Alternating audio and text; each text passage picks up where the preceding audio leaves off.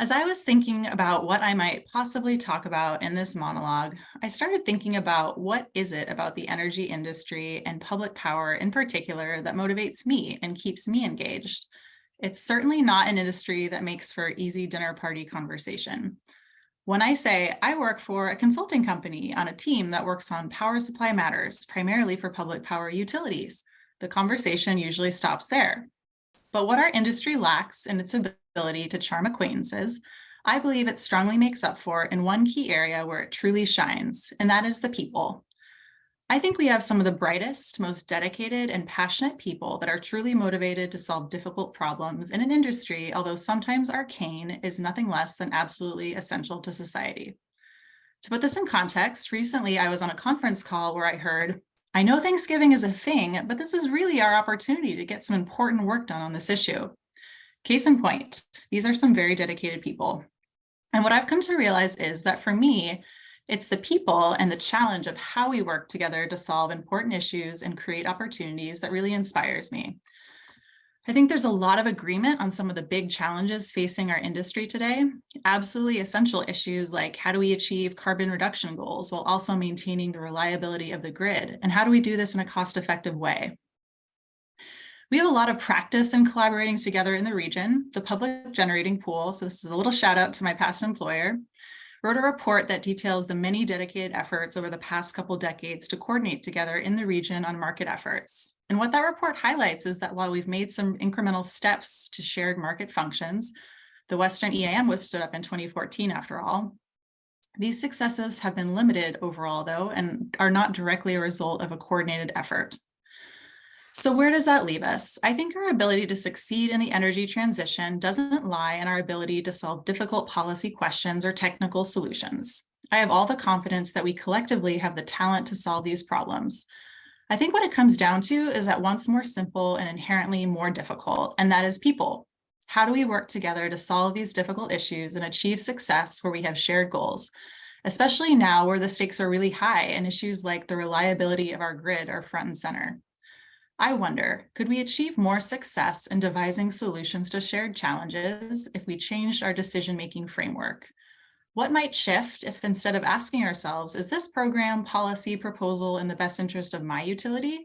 If we asked, is this program, policy, and proposal in the best interest of my utility and other utilities and other stakeholders and the region as a whole?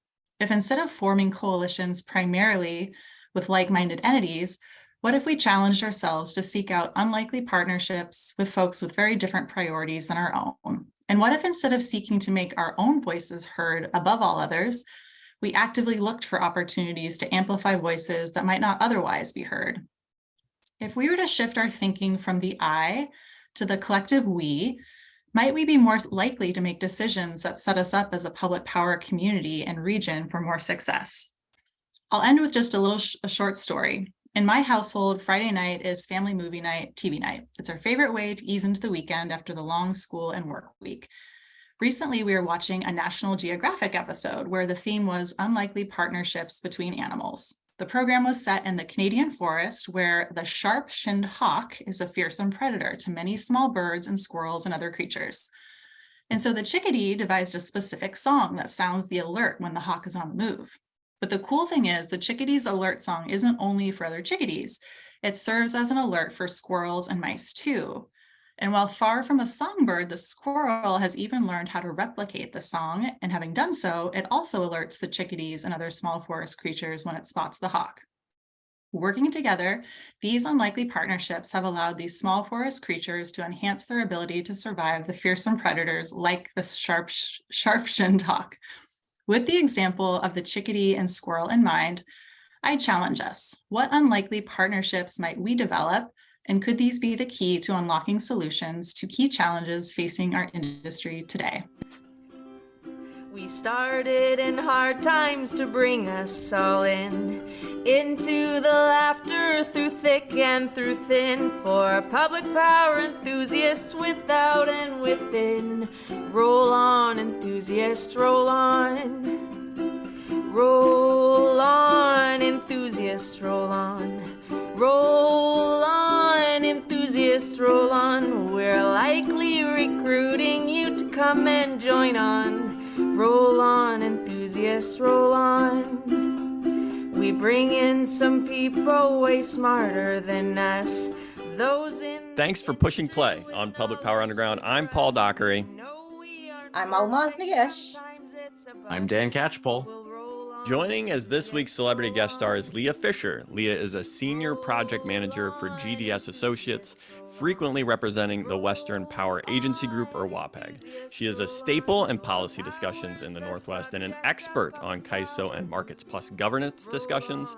Prior to joining with WPAG for GDS Associates, we'll talk about it, Lea was a senior policy analyst for PGP and a senior power analyst at Seattle City Light. Lea Fisher, welcome to the 5th season of Public Power Underground. Thanks, Paul. I'm really happy to be here. And can you kind of talked a little bit about it in the open, but GDS Associates, WPAG, it's you always introduce yourself a GDS Associates on behalf of WPAG or something? What's the story there? Yeah, I probably can drop that one. But yeah, so GDS Associates works on behalf of WPAG. So we partner with them on a number of different streams of work. So I'm helping with Bonneville RAP decisions, and then also post 2028 work. We have some other folks at GDS that are working on Bonneville rate case matters. So yeah, WPAG is a great partnership that we have here in the Northwest, and it's been really fun to kind of keep up those public power relationships and keep working on this interesting work in our region. Yep. Well, I'm glad you're still helping out public power, even for GDS Associates. Other news, Ahlmahz Negash has agreed to be a co-host, a regular contributor to Public Power Underground. Thank you, Ahlmahz. I have. I'm happy to do it.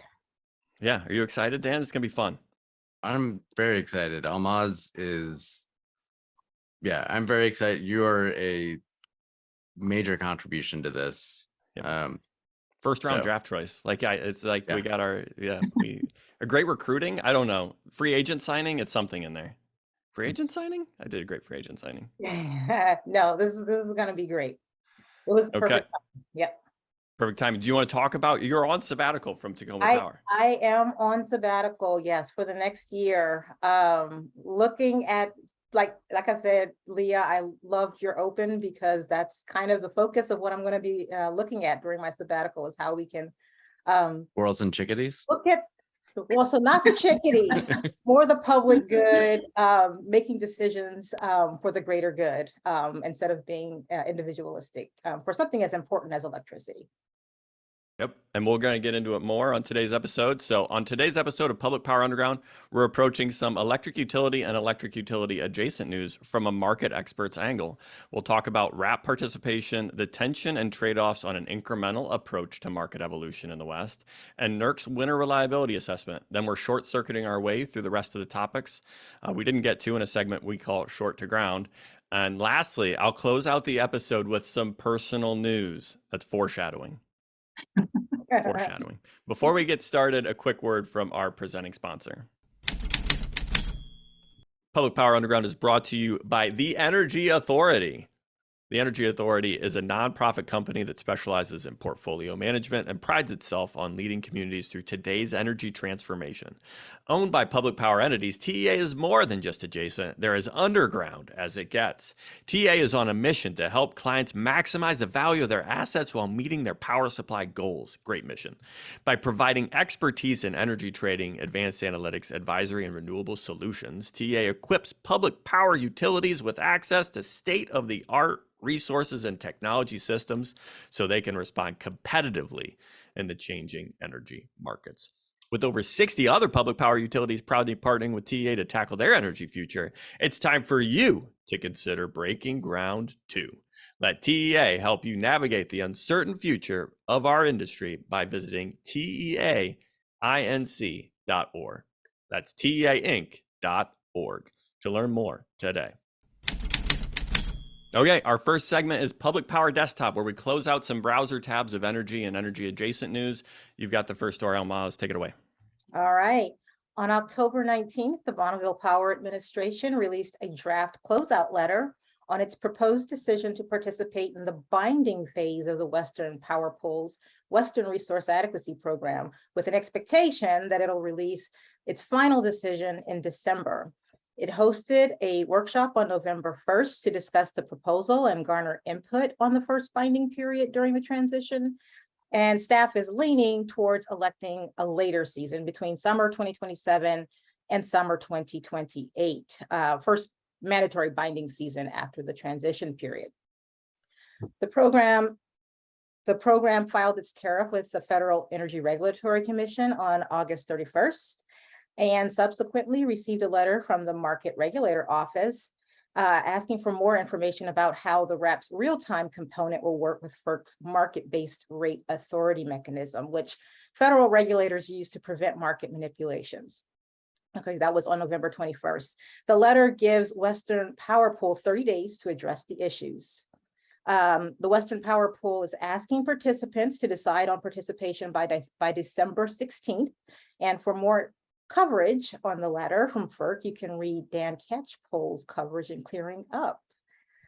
Now, this is the question that I have for you, Leah, based on this. So Bonneville's about to do this stakeholder process.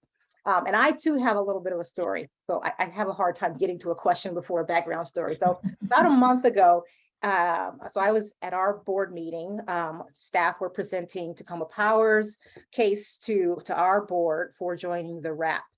And the average person doesn't attend these things, but in this particular case, we had somebody from the public, the general public, who attended the meeting, who stood up and said, you know what, I don't think we should be doing this. Tacoma Power is fine. This is just going to add costs to us. We don't need it. I think, based off of what I've been, following the IRP and other things, I think we're going to be okay. This is just going to add costs. We don't need to do that. And I'm just curious. So like, as Bonneville is going into this stakeholder process, and in general, any stakeholder process, when there'll be people who have a zero-sum mindset and are only considering what's in my personal best interest. Like, how do decision makers convince those differently positioned stakeholders that the public good, what's doing good for everyone, is actually in the best interest of the individual stakeholders as well? Yeah, that's a fantastic question. And I think that that's a great example that really gets to the heart, I think, of some of the questions many of us are asking ourselves as Bonneville is faced with this decision about joining binding RAP and which season to select. And, I think sometimes it's easy to forget, back in, I guess, the 2018, 2019 timeframe when this program got going. I mean, the whole idea behind it was that we all came together to recognize, based on a lot of study work that had been done, that we know our region is likely to experience capacity shortfalls in the near future. And so there was a recognition that there was a need to coordinate together. And so the idea of coming up with this common planning metric and the RA program, and really this idea of neighbors helping neighbors, we all kind of came together at that point in time and realized that we will probably be better off all together as a result through a program like this, because again, sort of the old adage that no balancing authority operates as an island. So,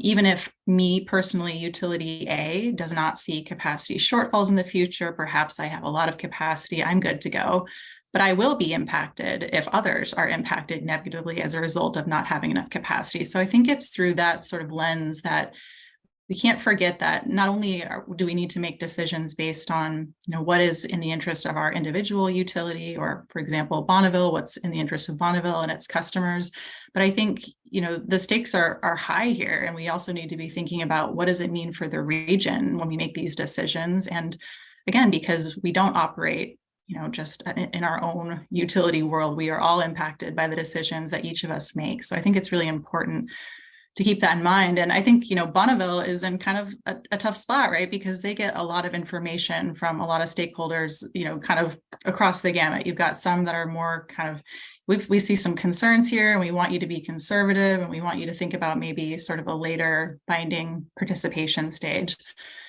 And I think there are others that are saying, well, Bonneville, we're looking at you for when you decide to join, and we're going to have to kind of follow closely along with your timing, because what Bonneville does affects the program as a whole. If Bonneville is non-binding, that's obviously going to impact that planning reserve margin, that metric that's established by the program. And it's probably going to make that planning reserve margin higher, which just means it might be harder for other utilities that may want to participate in the binding program sooner to do that without Bonneville. So Bonneville really has, I think, a role to play here in being a leader. I think it's, really important to make sure the program makes sense for Bonneville and its customers from a business standpoint, and making sure that, it's going to be in line with Bonneville's statutes and status.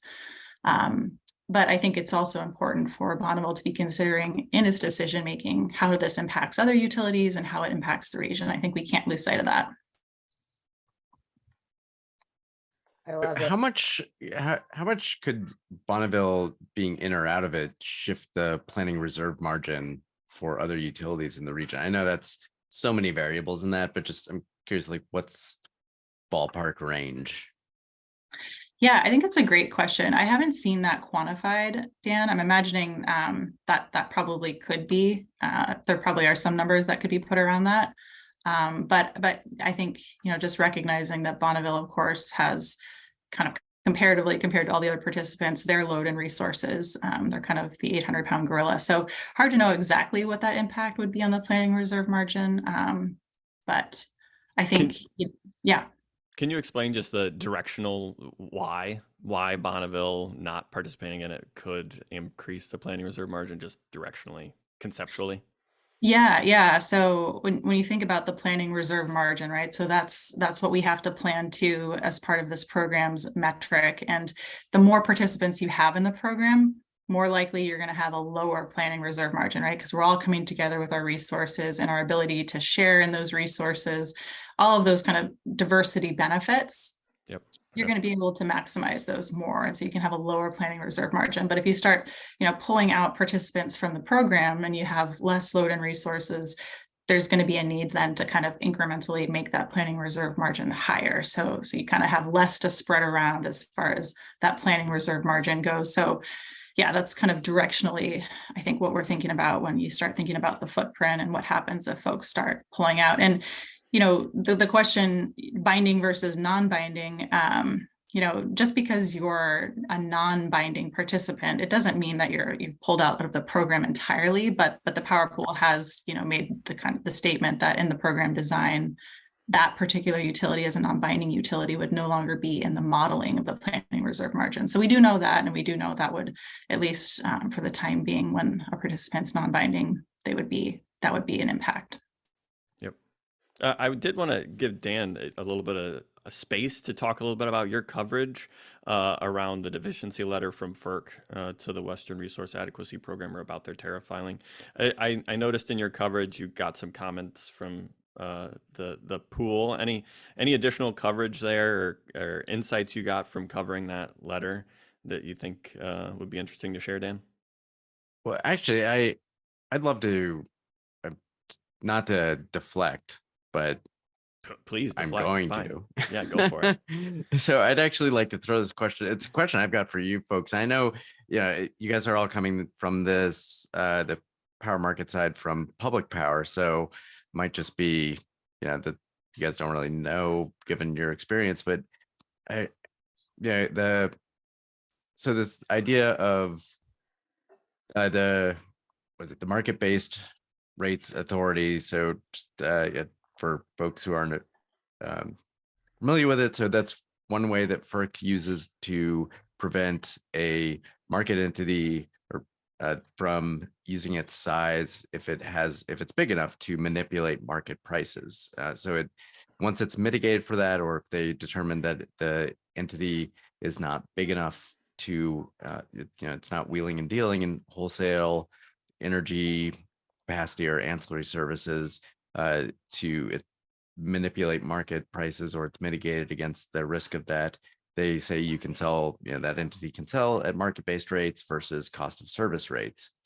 So the Western Power Pool officials are pretty confident that this is kind of standard questions, FERC asking for more information about how the RAP, which, as they've stressed, not a market, but it does facilitate sharing energy between participants who selling and buying energy between themselves. So FERC wants more information about how this won't interact, or how it will interact with FERC, preventing market manipulation and just creating a situation where the size of the participants within RAP could, inadvertently, or I guess worst case, cynically, advertently, intentionally, manipulate markets. So, the Western Power Pool officials are pretty confident. This is a standard question. It'll take time to answer, but that it's not going to be a serious stumbling block to getting FERC approval for the RAP. What do you guys think? Is there potential, is this a serious, potentially serious conflict between these two mechanisms that could require some, worst case scenario for the Western Power Pool could require some tinkering with the design? Yeah, great question. I was looking at this one, and I have to admit, I feel like it came, at least for me, as a little bit of a surprise. I don't think any stakeholders had submitted comments in the docket on this particular issue. Yeah. So it feels a little bit hard to kind of get a handle on the question itself that they're raising with market-based rate authority and what it might mean for the program. I think, in the RAP tariff filing, they pretty clearly state that entities would need to have market-based rate authority to engage in sort of the bilateral settlement piece of the operational program. So then, the question that FERC's raising, well, how would this program work for entities that don't have market-based rate authority? Seems like a fair question. I don't have the answer there. I think maybe the first question is within the program and potential participants, who does and who doesn't have that market-based rate authority? Is it even a problem within kind of the footprint of the program today? My guess is probably it is, right? It's not just an issue that we're seeking to find a solution for when there's no one that is in that position. So my guess is that this could impact an entity or maybe more than one entity. And so I think that the question that they're raising is a fair one. I think, for the power pool, I'm sure they will have an answer. I think the challenge is, right, they just have this 30-day period and this, letter that I think is just a couple pages. So I can imagine it might be a little bit challenging to sort of figure out how to get the FERC staff the clarification they need. It's not like they can, right, just give them a call up and say, hey, we just want to make sure we're getting this right or understanding you right. They've got ex parte rules and all that. So I think they're probably kind of faced with a little bit of a bring me a new rock type challenge here. But I'm sure that they've got, I think they said, we're not surprised that we got some questions. So I'm sure they have their ducks in a row to give them some good answers there. But I have to admit that does seem with the 30-day period, a bit of a tough place that they're in to try to fully understand the questions being raised and provide a full response. But I've got confidence in them. I'm glad you have confidence. I have been impressed by the power pool's relations with FERC and the way their attorneys have been able to navigate some of these issues. So I think one of the interesting things to me is they're still asking for participation by December 16th. And of course, that is all driven by funding for the power pool or for the RAP program within the power pool. So a lot of entities making it through their own regulatory steps to be able to participate. Including the Bonneville Power Administration, who we expect circling back to their process for closeout. Lea, any tea leaves on how many days before the 16th you expect Bonneville to announce its a decision? I don't know. I know stakeholders have put out a lot of comments and letters, and I think, even kind of putting some parameters on specific issues that some folks have raised around how preference can be ensured within the program. And I think there were, requests, Bonneville, we'd like you to provide some clarification on this issue by December 5th. So I have to imagine timing wise, it's going to be a real challenge to work through some of these issues. But, on that preference issue, if we go there just for a minute, just to be clear about what we're talking about there. So a lot of stakeholders have said, we really want to make sure that there isn't a scenario, particularly in the operations program, where, there might potentially be an issue where a preference customer doesn't have access to Bonneville's preference power in the operational program. And the way this has been teed up is, I think even in all of the comments submitted, it's sort of, an edge case. So not something that's likely to actually occur very often, but, preference is a hugely important issue, so it can't be ignored. So I think on that one, I think, Bonneville has committed to ensuring that preference is respected in the program. WPPP has also been really clear. This program can't go forward, obviously, for Bonneville without making sure preference is respected. So I feel confident that there will be a solution that can be devised there. I think it's just a matter of, the timing is pretty tight, so there may need to be some flexibility on, kind of hard dates. But I think this is for sure something that's hugely important to public power, and I think Bonneville and WPP know that, and there's a plan in place to make sure it's addressed and respected. And I think it's just, I think we need to just be a little careful that we don't lose sight of the forest for the trees, right? This is preference, of course, is a hugely important issue, but when we think about, how likely something is to happen, and sort of what are the potential impacts as a result of that likelihood, doesn't mean that it's not something we need to make sure is addressed. But I think just keeping in mind that this is a pretty edge case we're talking about, and in the overall scheme of things, probably isn't going to be a factor that ultimately should play into Bonneville joining. I think there's a plan in place there to address it. I think it's true. It's an edge case, and we need to make sure we're thinking of it as a rare probability event anyway, but there is some truth to this may be precedential in the way the Bonneville statutory obligations are viewed in a program like this. So I think it's really helpful. Right. I'm glad that we're working through it with entities that may not have the same interests as us, and it's like a chickadee calling to the squirrels. Is that right? Did I get that right? And I think it's a really important topic, and it's my understanding the Power Pool has provided some comments on Bonneville's stakeholder process that they view as response to this concern. So Dan, if you're looking for some fodder for your next article about the RAP, you can go to Bonneville's comments, and you may be able to find some new developments around preference. Oh, I plan to. There you go. That was good. Good. I think we're ready for the next topic. You ready to take it away, Dan? Yeah, I am. Thank you. So the Southwest Power Pool hosted a 2-day in-person Markets Plus development session on November 15th and 16th. RTO Insider covered the event in a November 20th article written by Tom Kleckner, friend of the underground, Garrison Marr, and was quoted in the piece discussing the value proposition of a centrally dispatched, organized market to the bilateral framework utilized in the non-CAISO West today. Steve Wright opened the event with comments as the new director on SPP's board, highlighting the governance model of SPP and the organization's collaborative approach to policy development. The 2-day event ended with a program implementation cost estimate. SPP officials have assumed that by phase 2, when the day-ahead market is designed, Markets Plus will be about a 50 gigawatt system with up to 30 balancing authorities and 90 market participants involved. The phase is estimated to take about 3 years and cost about $130 million. Staff said that they will look for ways to minimize costs for entities who choose to transition from Markets Plus to SPP's RTO West, which they plan to stand up in the next couple of years.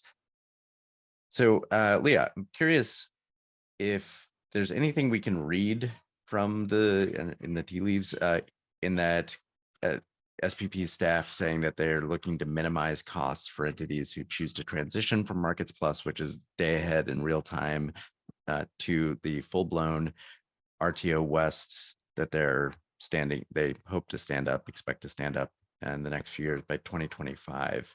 Do you think, would I be reading too much into this to say like, oh, they really want to push people to expand to move to the RTO West to create a bigger market there? Or, is it just I think that's that's totally a fair take on it. I mean, I think obviously, the end game, if you're putting yourself in SPP's shoes, is not Markets Plus, right? The end game is hopefully having a lot more folks join the RTO. So I think, thinking through how do you kind of make the pitch for Markets Plus for those that do want the incremental approach to markets, that are more comfortable with starting with the day ahead market service offering like Markets Plus. How do you make the pitch to them knowing that they're going to have real costs associated with Markets Plus, and then if you're going to join the RTO later? So it's sort of that question of, does it make sense for me to join Markets Plus knowing all the costs that are there if I'm going to join the RTO later? So I think kind of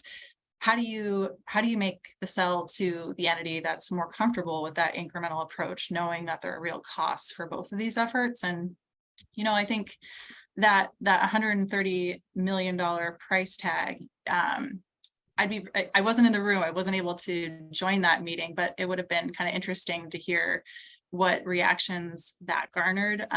We don't have sort of a good comparison, I guess, for another day ahead market option. I don't think EDAM has put out any sort of costs like that yet as a comparison.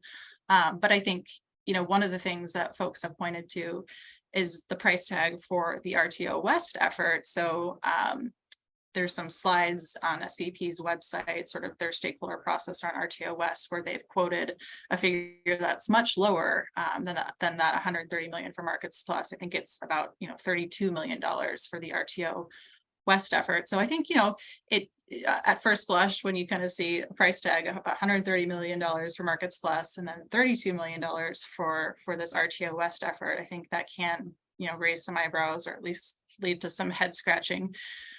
But I think there's probably some good reasons for that. I know Markets Plus is obviously, Dan, you quoted kind of what they're targeting there as far as total participants in the 50 gigawatt system, and I think 30 balancing authority areas.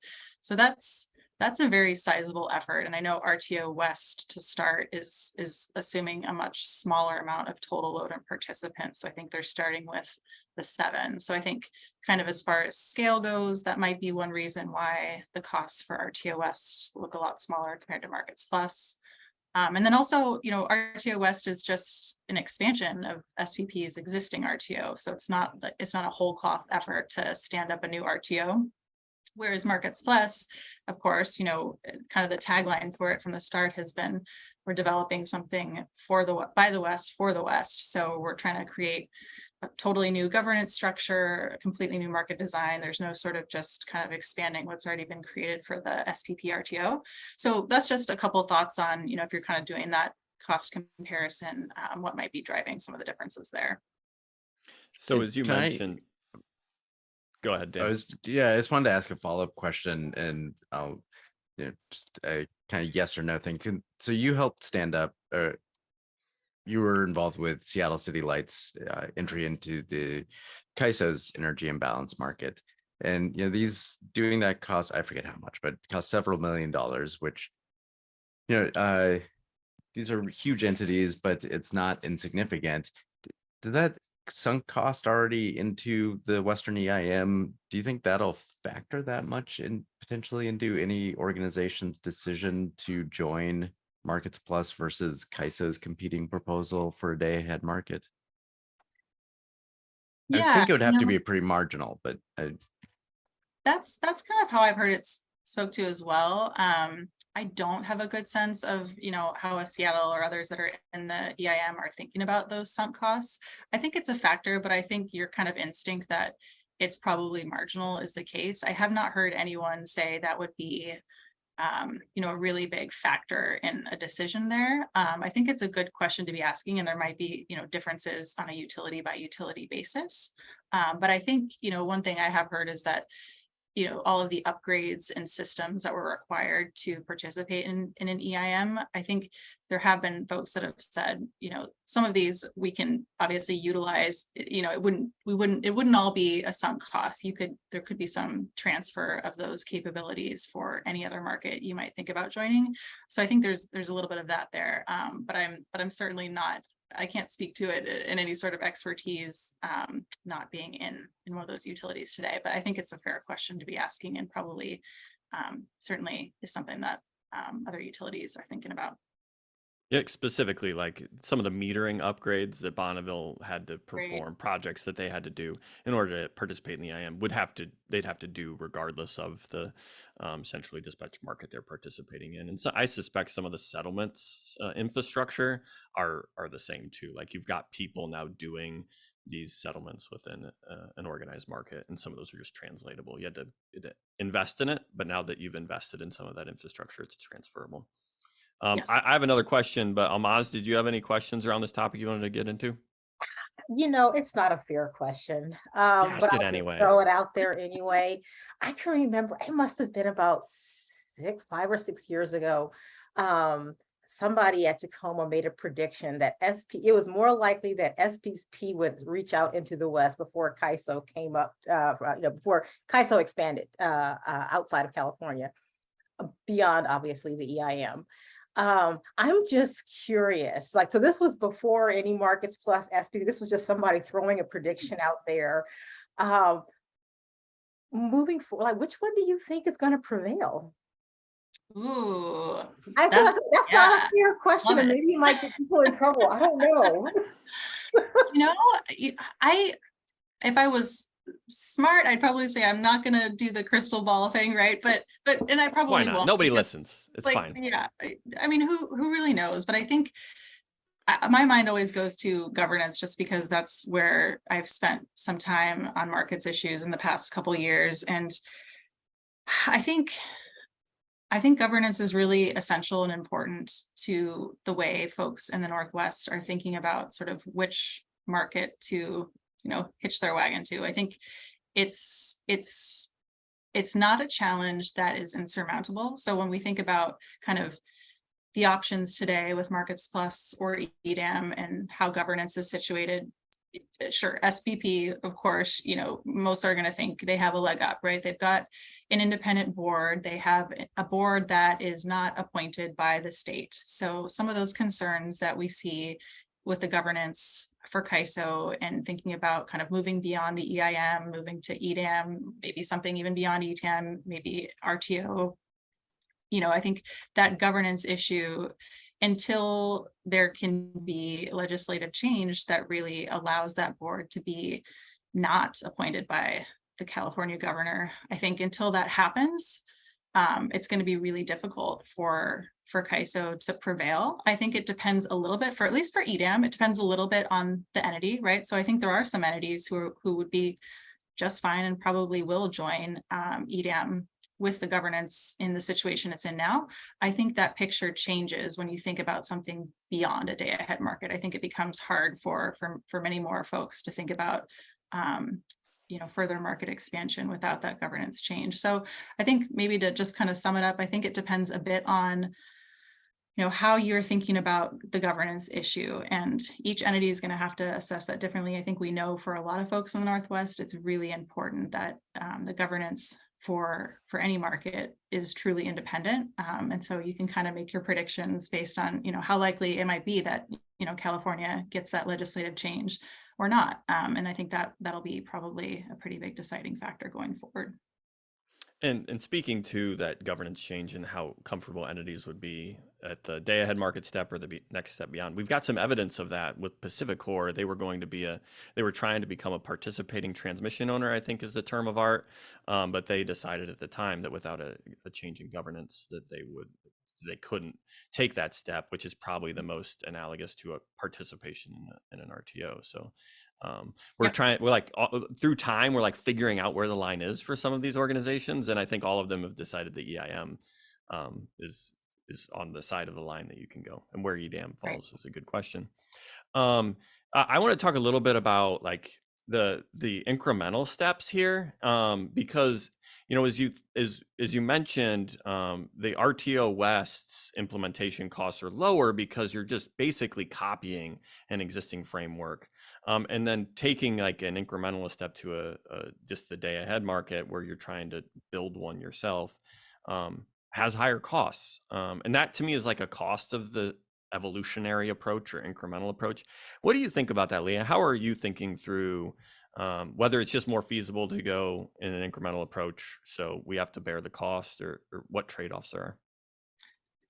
Yeah, I mean, I think that's there are real challenges with an incremental approach. I think, as we've seen with both Markets Plus and EDAM, the questions around transmission and how you sort of respect all of these different OAT rights, and also, try to have as much possible transmission in the program. These questions that are really challenging for these incremental day-ahead market options, I think a lot of those go away when you're thinking about moving to a full RTO. So I think there are challenges with the incremental approach, but that said, I think it's also very true that you have to be realistic about the fact that a lot of folks are more comfortable or have, expressed sort of a leaning towards a preference for an incremental approach. And there's valid reasons for that too. And so I think where we are today is that, it feels like we're moving in the direction of the incremental approach, for better or for worse. I'm not taking an opinion there, but I think since we're moving that way, I think that then, we're just going to have to try to, think through what the transition looks like if we do go to full RTO eventually. And so what does it mean when we're trying to establish a governance structure for Markets Plus and we're designing and putting money into all of these features that we really want to have included in this Markets Plus service offering, for example? How do we make sure that those are maintained if we move to a full RTO? So if we're talking about, RTO West, and that's just an extension of the current RTO, doesn't sound like to me that would meet the needs of the folks that are developing Markets Plus. So I think kind of some of those questions about how do we make sure that the costs we invest are actually sort of brought forward into the future for whatever comes next, I think is important not to lose sight of. As you're going with the incremental approach, it seems like some parties in this chickadee world, the squirrels, have some interest in the centrally dispatched functions and get a lot of value out of that, but then may get less value if you fully consolidate BAs and transmission, whereas the entities that may benefit the most from transmission consolidation may not get the most bang for their buck out of the centrally dispatched. So in some ways, these are different collaboration and different, what's the right word? I'm missing it here, but like your coalitions are different depending on what you're talking about. Is there risk of, if you take an incrementalist approach, that the ultimate step, a consolidated BA and RTO and network transmission, could become less likely because some entities get the most bang for their buck out of the centrally dispatched, so the next step is devalued? Any thoughts on that, Lea? Am I missing the mark there? Yeah, no, I think that's a really interesting question, and I hadn't thought about it that way. I don't know if I have any sort of good hot takes on that, but I'd be curious if anyone else does, because yeah, I think it's those kinds of questions that we should be thinking through, right? So it's kind of trying to be one step ahead. So I think that's a great question.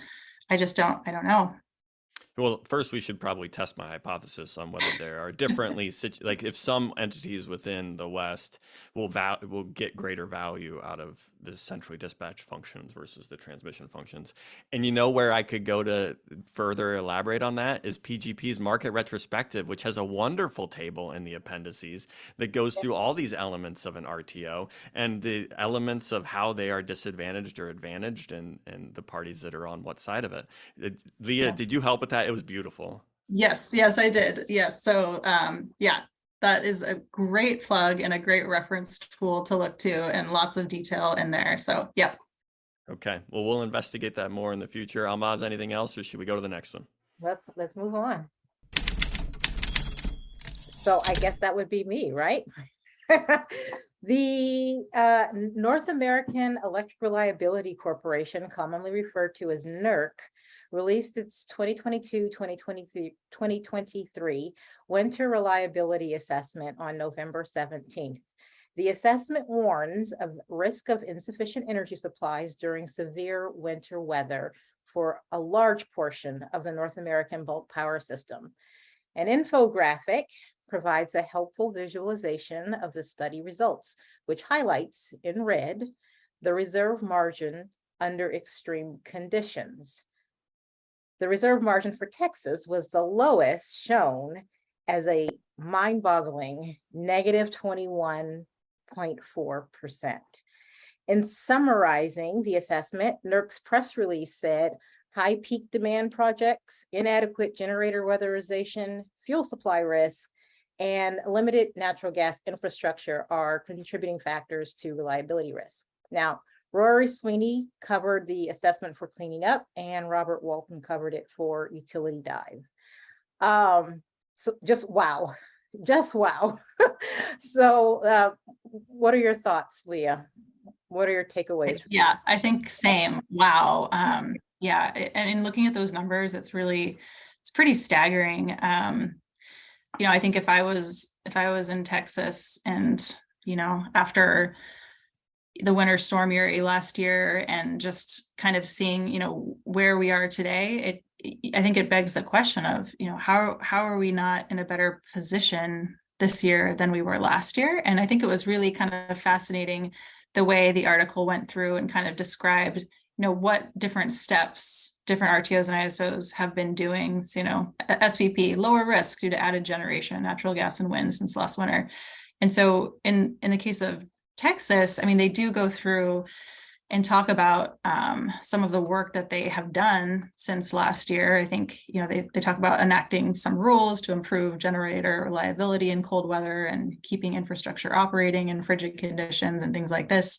But to still sort of be in this really bad position going into the winter, I think it kind of points to what else needs to be done. I mean, it feels like more and quicker is clearly probably where they need to be driving toward, but what is the answer there, and what can they be doing beyond what they're doing?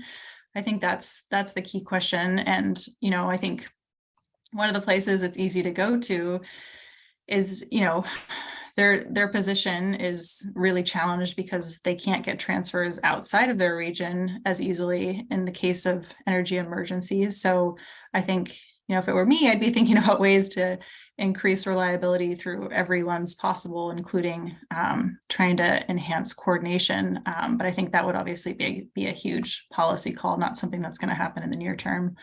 But yeah, I think pretty sobering to see numbers like that. That was what I was going to follow up and ask, is like, would another major event outage event in Texas, or would consecutive winter events make it more likely that ERCOT would choose to do interstate transfers and subject itself to, for just say, what, for the sake of reliability, we're going to do this? Do you think that's even possible?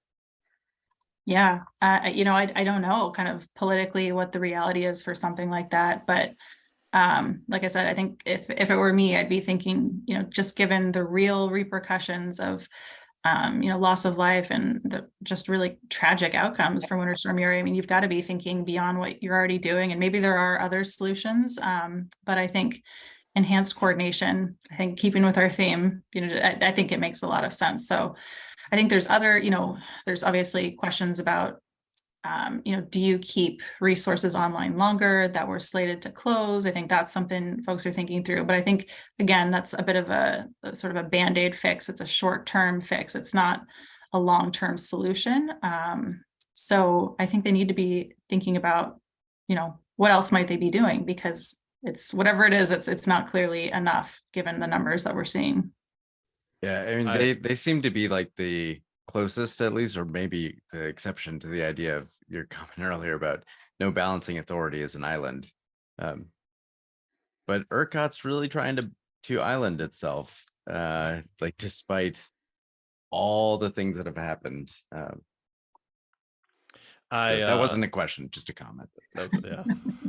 I was on a panel at PNUCC's annual meeting with Elaine Hart, and Elaine made us promise not to use the one more reliability event framework to use scare tactics into making progress. So I'm going to avoid that one. I will say, from my readings of publications and stuff, it actually feels like the Northeast is the scarier market to be in this winter because of its susceptibility to Europeans' natural gas markets because they have LNG export terminals there. The natural gas supplies in the Northeast are below their historic storage, and in this reliability assessment, part of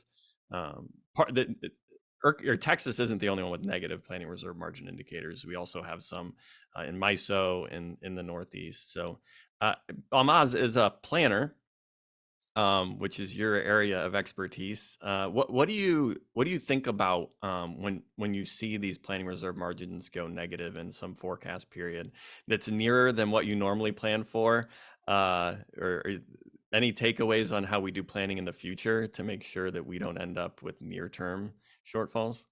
So I don't know what they're doing over there. I would imagine not relying so much on the market. When everybody's relying on the market, you can get yourself in a little bit of a situation. I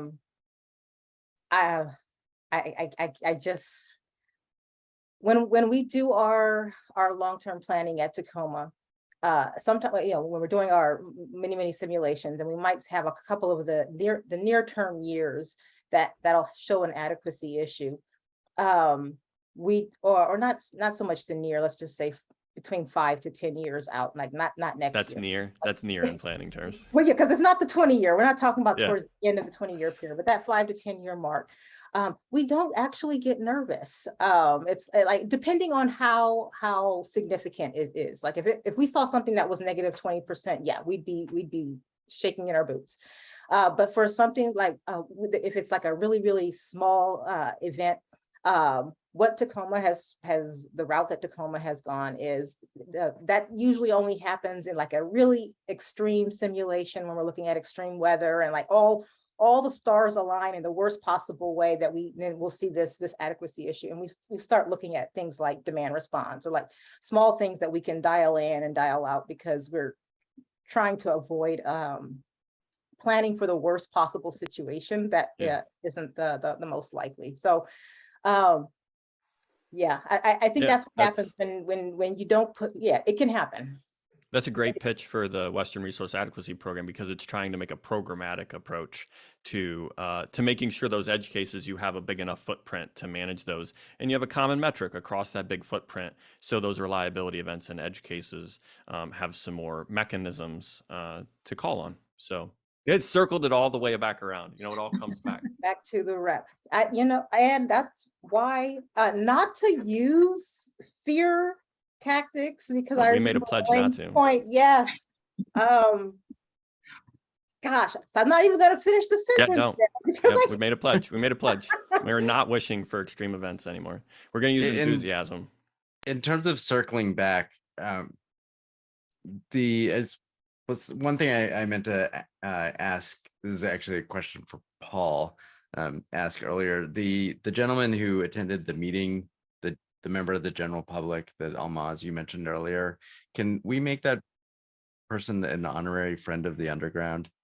I feel like they've earned it. If they're a member of the general public going to that meeting, they deserve honorary. You know what? I too was wondering, wow, kudos to him. First of all, just being able to comment on something as complex as the rap. So absolutely. Absolutely. I don't have a sticker, but if they want to order a t-shirt, they can become a friend of the underground anytime. Yeah. I think that's all we have on Public Power Desktop. We're going to take a quick break, and then we're going to come back and close out, or we're going to come back and do a TLDR segment called Short to Ground. Public Power Underground is brought to you by NWPPA. The Northwest Public Power Association believes in the power of training and education.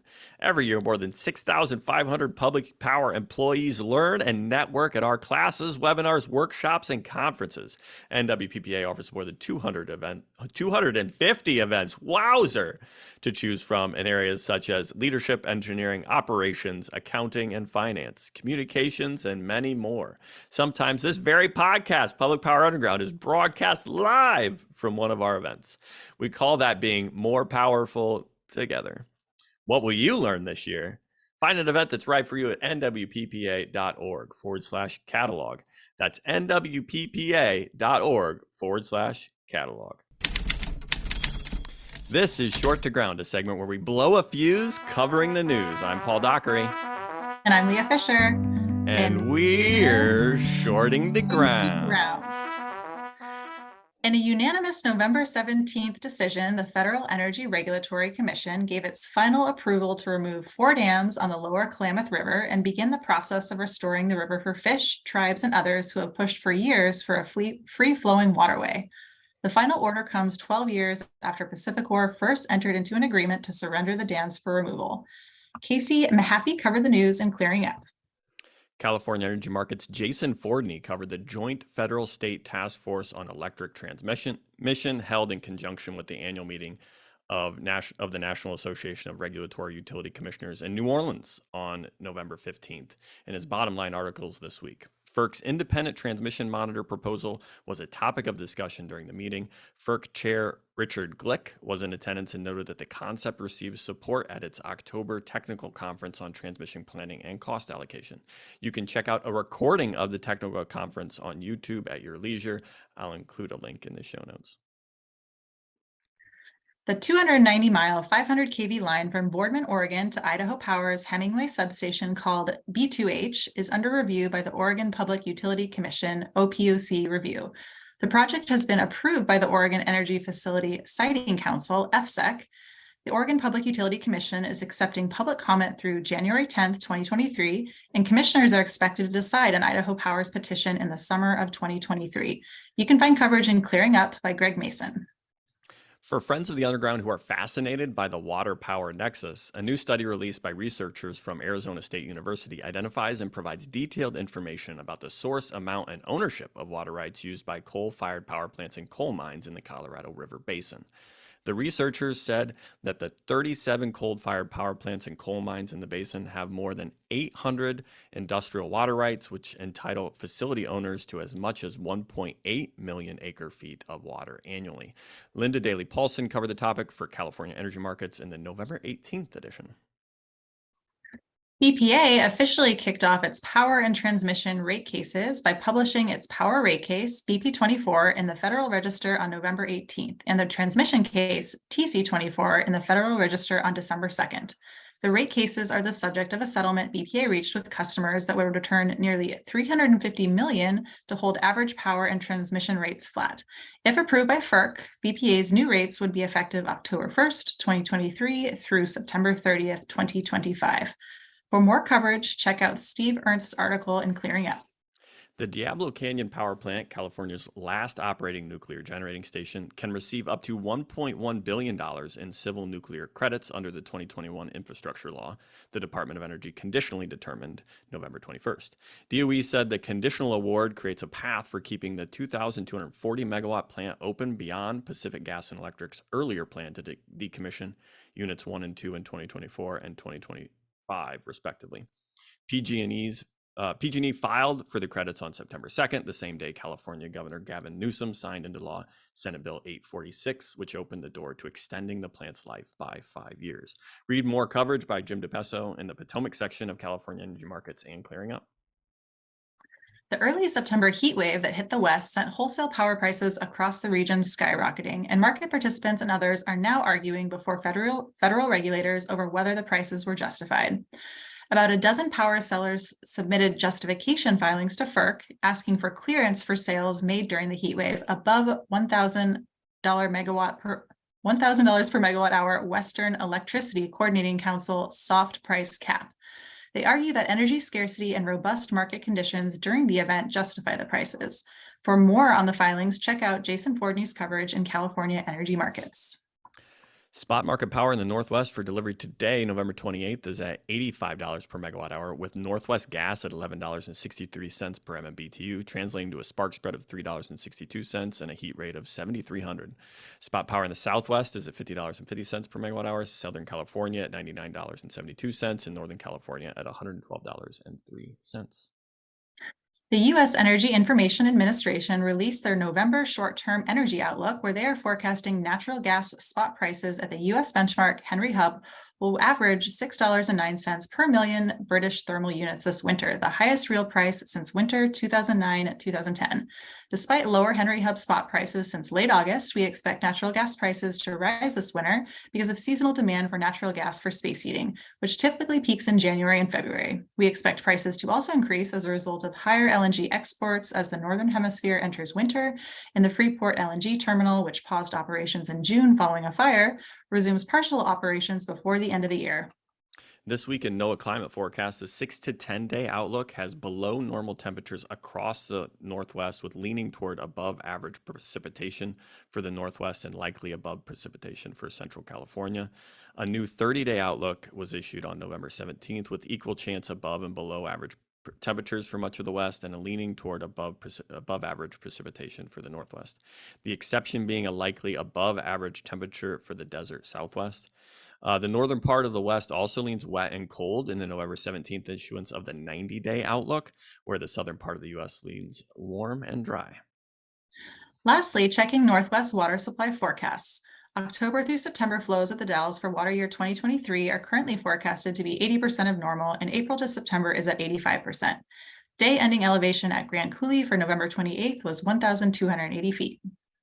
That's it for our TLDR segment. Thanks to Public Power Underground's production partners at News Data for letting us use their leads. If you want to know more, you can find the complete stories in California energy markets and clearing up. Let's close out the episode, Lea. Ready?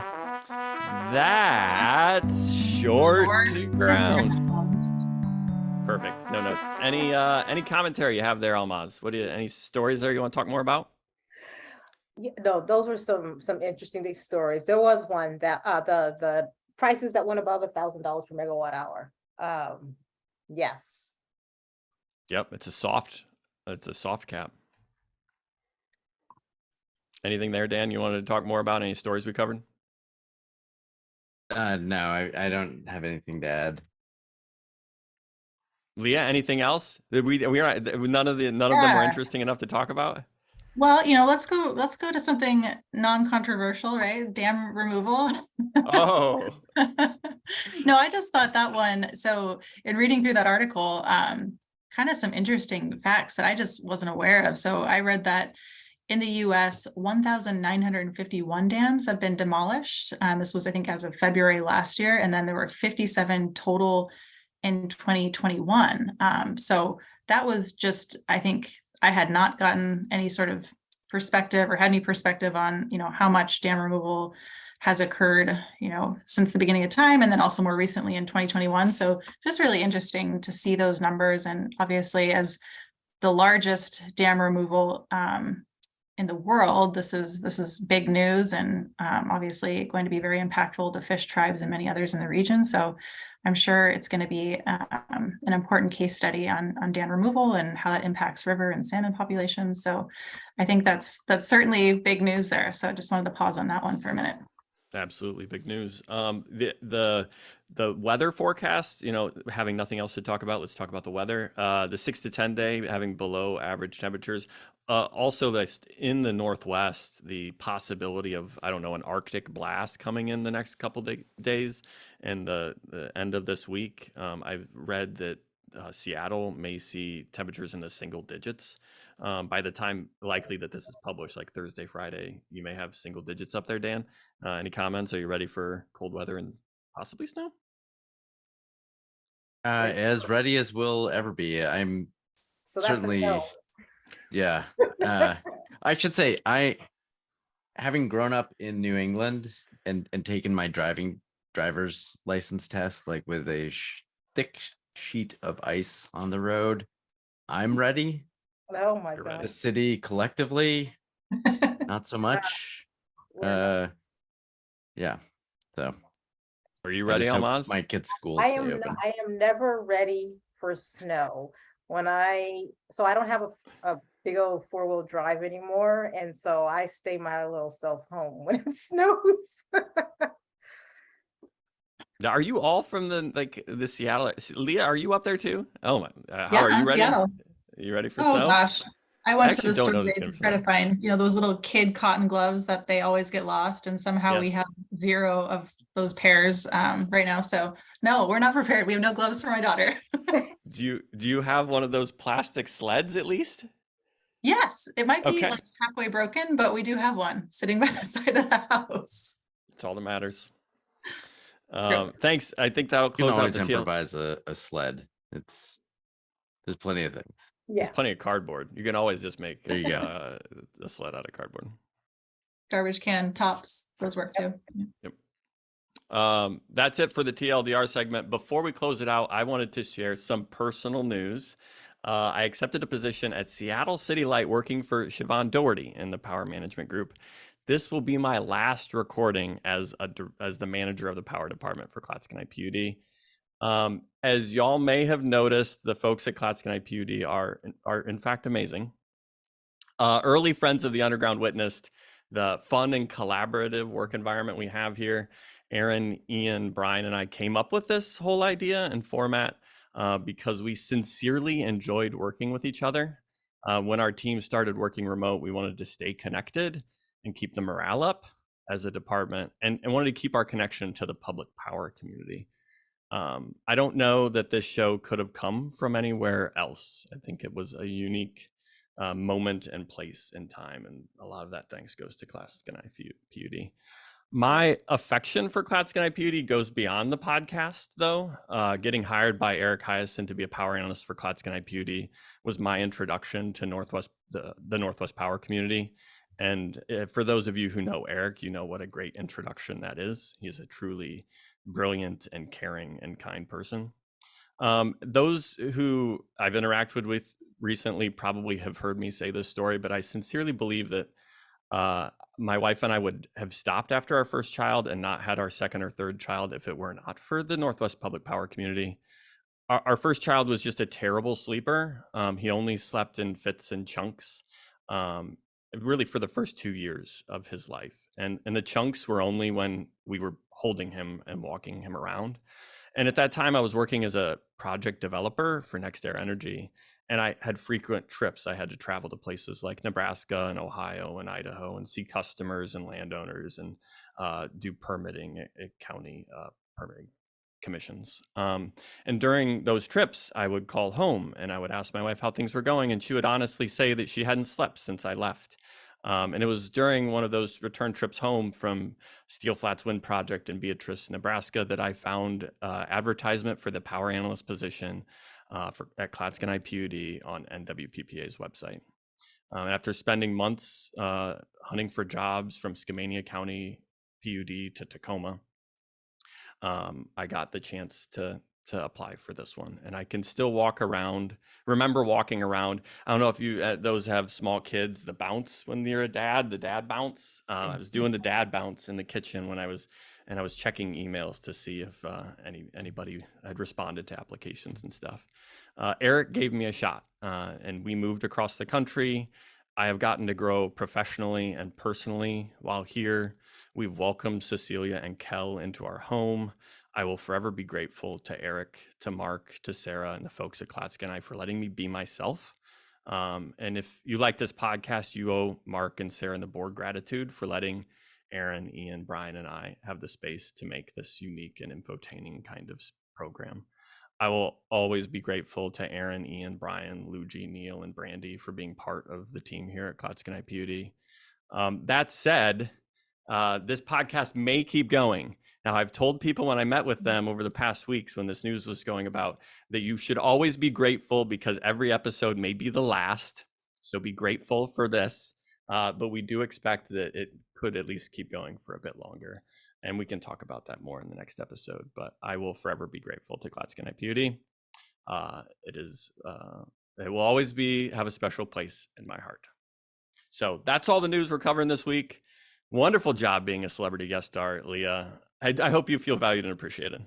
I felt very valued and appreciated, and that was a lovely tribute, Paul. And I have been just a super fan of the Public Power Underground since it got going, and just really appreciate the efforts of you and the Clatskanie team and all the time and effort you've dedicated to make this a place and space for folks like us. So thank you.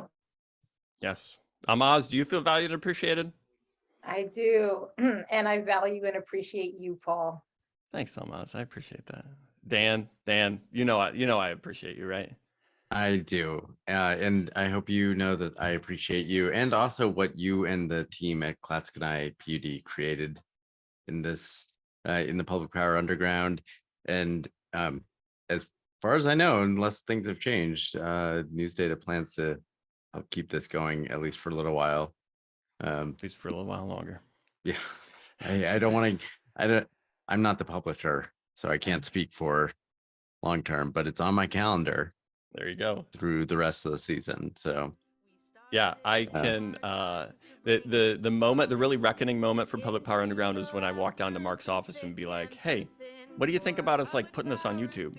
And he was supportive. And then I asked Sarah, our director of communications, like, "Is it okay? Is there anything here?" And she was like, "Yeah, go ahead. Seems fun." And then we just did it. And that really is a cultural thing. There's a lot of trust, and grateful for that. So with that, we'll close it out. Public Power Underground is the power industry's premier infotainment program that covers electric utility and electric utility adjacent news from a power department's perspective. You can sign up for an unobtrusive newsletter with links to all the ways to consume this fascinating content at publicpowerunderground.substack.com. Thanks to News Data and our News Data podcast ambassador, Dan Catchpole. You can find Dan at Clearing Up, where he is a reporter and associate editor. You don't have to be subscribed to News Data's weekly newsletters to get this podcast, but it sure makes the podcast make a lot more sense. Public Power Underground for electric utility enthusiasts. Public Power Underground, it's work to watch. Enthusiasts roll on. Public Power Underground is the power industry's premier infotainment program that covers electric utility and electric utility adjacent news from a power department's perspective. You found the episode, but you may have colleagues, friends, or peers who haven't. We'd appreciate it if you sent it along, just in case, see if they like it. It's a fun little suit. Try it on. Maybe we'll like it and we'll wear it right out of the store. It'll be wonderful.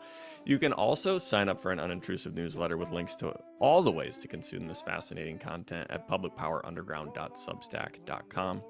As always, send any news, questions, opinions, corrections, or complaints to me on Twitter at @PowerManager. You can find Dan Catchpole at Clearing Up, where he is a reporter and associate editor. And you can find Abigail Sawyer at California Energy Markets, where she is the associate editor and reporter for the Southwest. You don't have to be subscribed to News Data's weekly newsletters to get this podcast, but it sure makes the podcast make a lot more sense. Public Power Underground for electric utility enthusiasts. Public Power Underground, it's work to watch.